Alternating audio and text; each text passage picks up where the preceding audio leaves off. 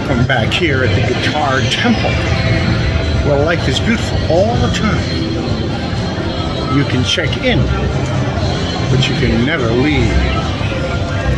I was thinking about a concert that I went to. I went to see the band Nazareth. Remember them?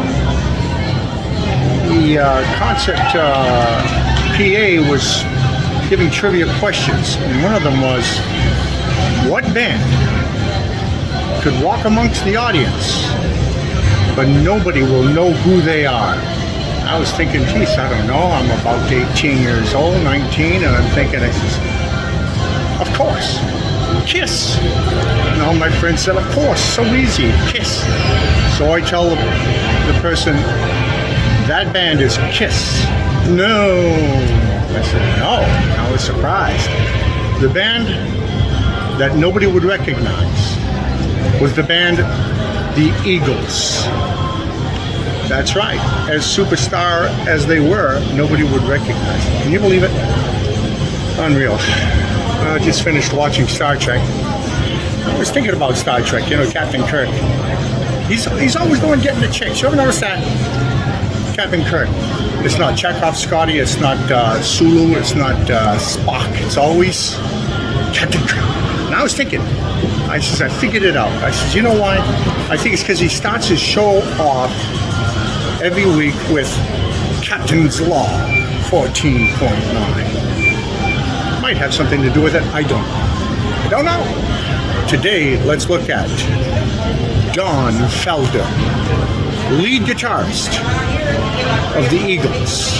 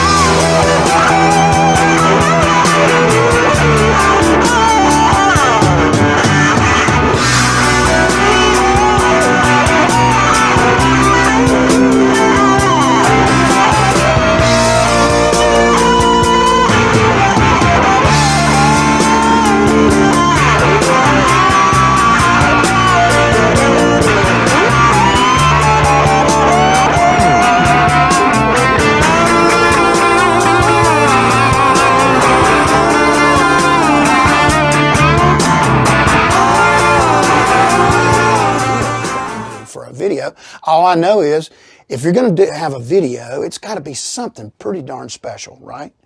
So off the top of my head, without even thinking about it, I said, hell, I don't know, let's get the Eagles back together.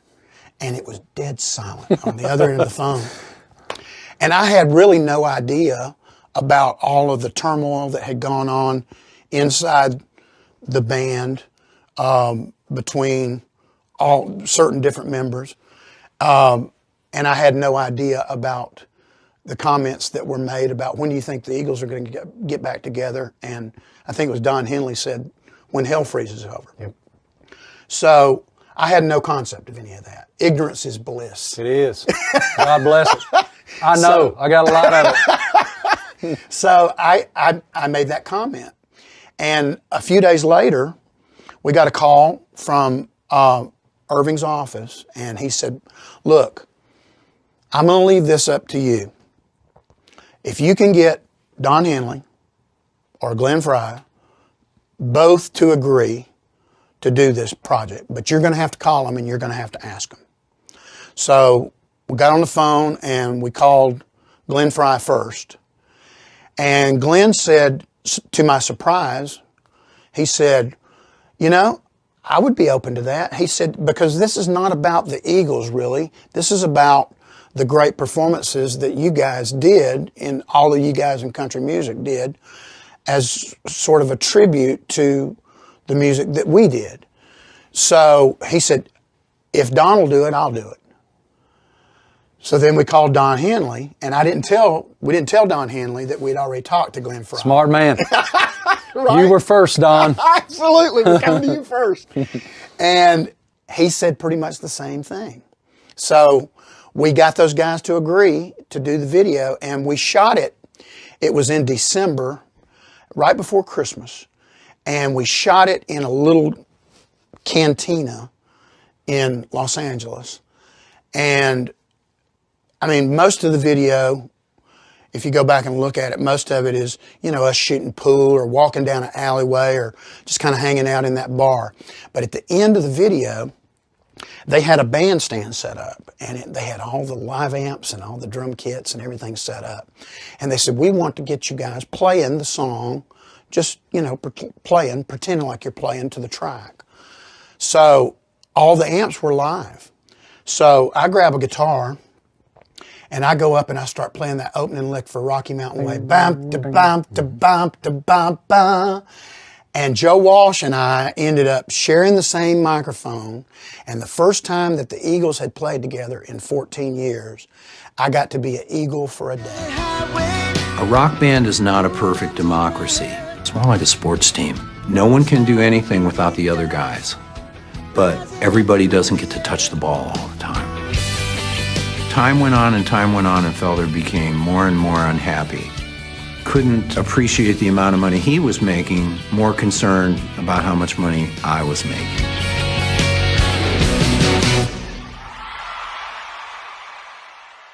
If Don Felder really thought about it, it really was, he wanted it to be a band in the purest sense of the words. You know, we're all going to get equal songwriting, singing, expression stuff. And, you know, this was not a hippie commune. You know, and everything for them really goes back to those two words, song power. We finally made the decision that we won't be working with him anymore. It just broke my heart. It's not just playing with Joe. I miss these guys, but I really miss the friendship and the music. How can I do an interview with you and not touch on the fact that you co-wrote one of the most legendary rock songs in history, Hotel California? What is it about that song that has made it so successful? Well, if I knew that formula, I could repeat it. You know, it's like a recipe. Unfortunately, I don't think there is a repeating recipe in that song. I think it's a unique combination of the basic chord progression from the demo that I wrote, which was the kind of the start of that whole song idea. And Don Henley and Glenn Frey, especially Don, wrote some just brilliant lyrics. Don, as a lyricist, writes these little postcard pictures, and he throws you a picture on a dark desert highway. You can see that. cool wind in my hair, you can feel it. The warm smell of colitas, you can smell it. You know, he's got a brilliant way of writing these little picture postcards lyrically that takes you up to a place where when he sees the chorus, then you're like, it all makes sense, you know. So I think it was a special combination of Don singing, a really beautiful vocal performance, his lyrics, the music that we started off with, the chord progression that I wrote for the song, and the incredible guitar stuff that Joe and I did at the very end of it. All of those elements together in one song. As a matter of fact, when we finished that record, I remember we were in the studio and the record company had been banging on the door, wanting to get that record done and out. They wanted it. So finally we had a playback party for them, and everything was mixed, and we had a bunch of record executives down. And we played it, and when Hotel California played back, Don turned around and said, that's going to be our next single.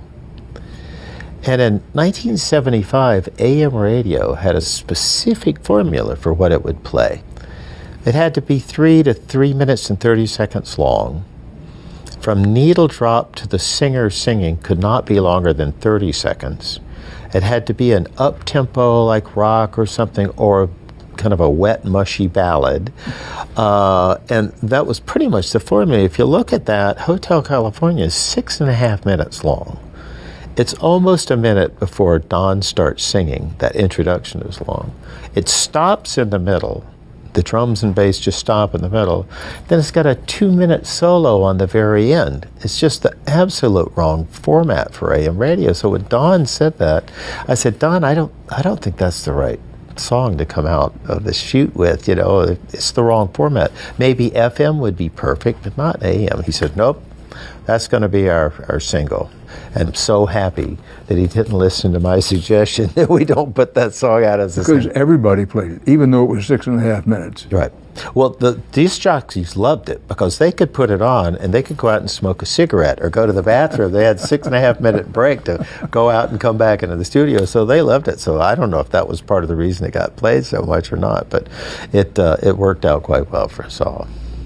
Well, the Recording Industry Association of America recently recalculated album sales, and then they said they realized that the Eagles' Greatest Hits 1971-75 album is the highest selling album of all time. When you were recording these songs that made up the album, did you have any idea that it might scale those heights? You know, I only played on some of the songs on that first album, and it was an honor to have been part of the songs that wound up on that record as well. But it was something that no one ever expects, those kind of accolades. And I think the ultimate acknowledgement should really go to the songwriting of Don Henley and Glenn Frey for that first Greatest Hits Volume 1, 71 to 75, because there's so many great songs in that collection that they were responsible for. And so, but the album Hotel California was designated to be the third largest selling album. That's the way it goes. It goes. My buddy Don Felder is going to play guitar for you. Here we go.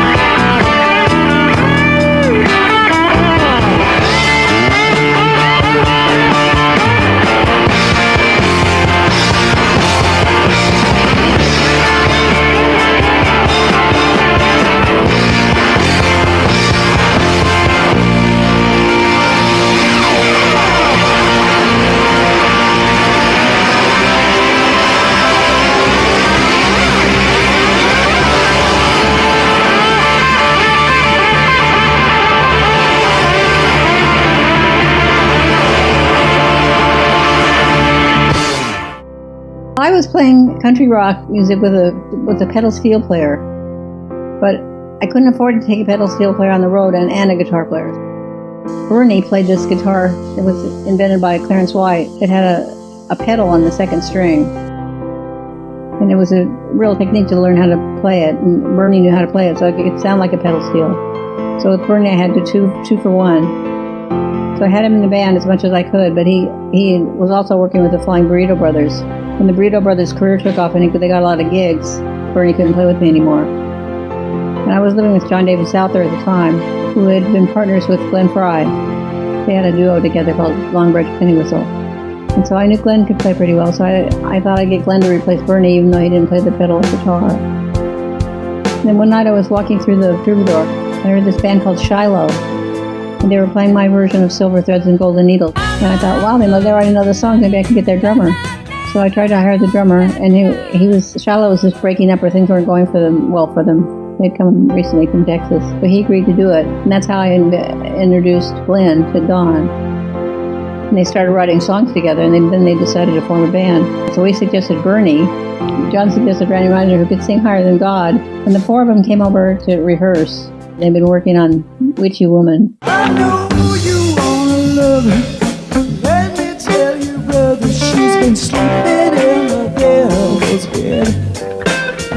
There's some rumors going round. Someone's on the ground. She can rock you in the night until your skin turns red. Ooh, chairwoman, see how high she flies. They were an excellent vocal band. There are stars in the southern sky, southward as you go. There is moonlight and moss in the trees, down the seven bridges road. I feel so bad, I got a worried mind. I'm going back someday, come what may, to Blue Bayou. The Stone Ponies released a few albums, scoring one modest hit, Different Drum, which peaked at number 13 on Billboard's pop chart in 1967. After 3 LPs, Linda Ronstadt cut the Ponies loose. According to her 2014 memoir, Simple Dreams, a musical memoir, while cycling through different supporting musicians in the early 70s, Ronstadt hired a couple of guys that would go on to a somewhat notable degree of success. Her manager, John Boylan, had recently fielded a demo from a guy named Don Henley, who had written a couple of songs he thought Ronstadt might like to record. She wrote in her memoir, "They didn't turn out to be good songs for me at the time, but I heard him play the drums when I was walking through the room at the Troubadour, and I thought he was such a good drummer." So she enlisted Henley and one of his acquaintances, whom she knew from the local scene, guitarist Glenn Frey. The pair bunked together while touring with Ronstadt and quickly figured out they had some pretty good chemistry. They told Ronstadt of their intention to start their own band, and then magic happened. Ronstadt wrote in Simple Dreams, "I suggested they get Bernie Leadon to play guitar because I liked Bernie, and John suggested that they get Randy Meisner, and that's how the Eagles were formed." The new band rehearsed at Ronstadt's house, and almost immediately their extreme awesomeness was apparent. Ronstadt recalled in Simple Dreams, "I remember coming home one day and they had rehearsed Witchy Woman, and they had all the harmonies worked out. It was fantastic. I knew it was going to be a hit." Linda Ronstadt and the Eagles went their separate ways, only to both go on to completely dominate rock in the 70s. Man, so nice to be here. I was reading about how you grew up. Your first band was with Stephen Stills, right? Yeah, I had a little band called the Continentals, and Stephen actually showed up in Gainesville and just wound up being in my band. We were together. It was kind of a garage band. Our parents would drive us to the gig. My mom would drive us to gigs, and we got into all sorts of trouble together at fraternity parties that we were way too young to be doing. But yeah, and then he decided he was going to move to California, and the next time I heard from him was on the radio. I heard For What It's Worth, and I went, that sounds like Stephen. And it turned out it was, right? Well, and then Tom Petty was in that same was in that same group running around. Yeah, that's great. That's right. I worked in this music store called Lipa Music, and I didn't get paid cash. I got paid store credit. So if I want a guitar or a string or an amp or cables or whatever it was, I'd have to work for it. They'd give me store credit, and then I could get what I wanted. And usually shortly after Christmas, all the young kids that got guitars for Christmas would come in and be complaining about their fingers, trying to learn, and I would be their teacher. And so one of the guys that came in, Tom, came in. I guess he was about 14 or something. He was playing in this little band called the Rucker Brothers Band, which was two brothers, Rodney and Ricky Rucker. Say that fast 3 times in a row. And both those guys were just thrashing guitar players. They had no idea of how to one play rhythm and one play lead. And Tommy was playing bass. He wanted to learn how to play guitar so he could front the band. So I started giving him guitar lessons. I think I worked with him with the piano a little bit. And then I went over to his house a couple of times and saw this garage band and went out to a few shows and just trying to help them. Look, one guy play rhythm, one guy play lead, and don't play when the singer's singing, that sort of stuff. That's great. It just kind of helped him out a little bit. And Tommy and I used to play on the campus of the University of Florida a lot. Our band's Mudcrutch later was his band. Right. And I had a band called Flow, and we'd do these free gigs in the park on Sunday at the University of Florida. But there were a lot of people that kind of grew up in that area. Yeah, the Allman Brothers, and you actually hung with Dwayne back in the day. Well, we were in battles of the bands. What used to be called the Spotlights, and then they were the Allman Joys, and then eventually they became the Allman Brothers. But they always won all the battles of the band. Dwayne was by far the greatest guitar player that I'd ever seen. He was also the first guy I ever saw play electric slide guitar. I'd seen a lot of blues guys play acoustic slide guitar, as you can imagine, but he was the first guy that I saw play electric slide guitar, and he was just on fire. Wow. So we used to do these shows together during the summer when the University of Florida fraternities were on holiday. We'd all go to Daytona Beach and play over there in the joints, the dance clubs. And we'd always finish our gigs, and the four of us, Bernie and myself, and Dwayne and Greg, would go have breakfast at some diner, all-night diner. And I was sitting there, I said, how do you do that? Every time I try to do it, the frets rattle. He says, oh, you got to raise the action. And I said, well, what's your tuning? And so we went over to his mother's house. I remember sitting on the floor in his mother's house. I guess I was 16, maybe 17. Greg was, 18 or something. They were a little older than I was. And Dwayne sat there and showed me the basics of how to play slide guitar. Wow. And so I guess I owe my original inspiration to Dwayne by watching him play, and then what foundation I started with came from him, showing me how to use it and how to play it and how to tune it. And, wow. And so, but I never tried to copy him. That was just like trying to copy Hendrix or something. You're not going to ever sound like him, but just used the information he gave me and developed my own style. Although I play slide both in regular open tuning and I play it in E-tuning as well. Right. So you have to be able to use that instrument and play it in a lot of different tunings. So that's the Dwayne story. That's amazing. And Joe Walsh, your bandmate, actually learned from Dwayne too, didn't he, to a certain extent? I understand Joe spent some time in and around Dwayne, but when we were together, we were just kids. We were like 16, 17, 18, and he was already on fire.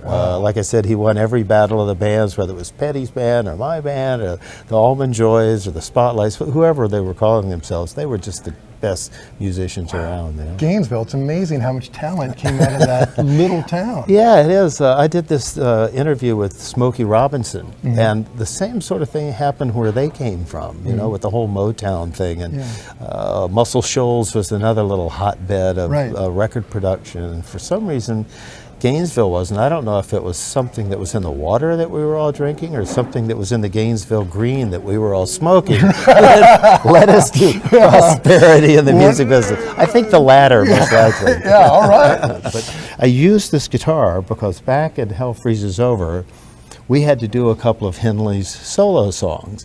And I think it's All She Wants to Do Is Dance. Oh, yeah. And Luke has a solo in that. And so before the first show that we did, which is in California, I said, I can't walk out in front of Steve Lukather, who's going to be sitting in the second row and play his solo without some sort of tribute to him. So I called Ernie Ball. I said, you got to send me a Luke guitar because I think it would be a nice tip of the hat to Luke. to play his guitar on his solo. Right. So I went out and played it, and he came backstage and said, "That's the coolest thing anybody has ever done." I said, "Well, I was just embarrassed to do it with, you know, a Fender or a Strat. I figured I'd give you the tip of the hat. You know, it's That's like cool. a sales pitch for, you know, the Luke guitars." And then so we've just become really great friends. So I still carry one of these in my rig, and I use this on "You Don't Have Me," which was one of the songs that was on my CD, Road to Forever.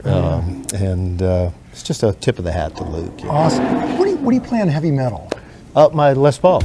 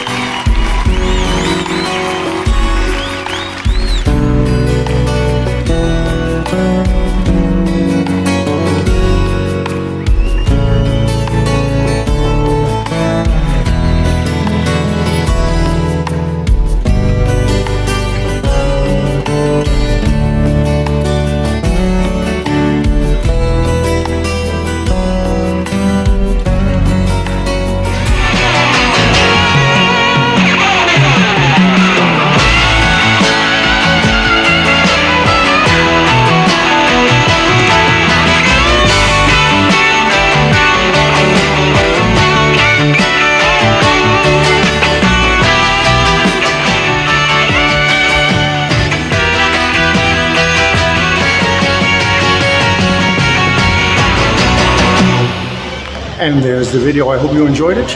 I hope you liked it very much. Don't forget to like and subscribe. Tell a friend, press the share button. Would you do that? And definitely do the thumbs up. It does help. It does help. It changes the algorithm so we can get the guitar tempo to go where it needs to go. If you feel led to give a tip if you wish, you can go down into the description below, and there's a tip jar right there.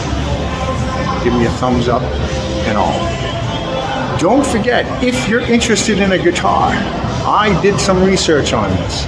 If you want a good, a better one, and a best one, there's a list of guitars in the description below. These are the guitars that you will not have to worry about.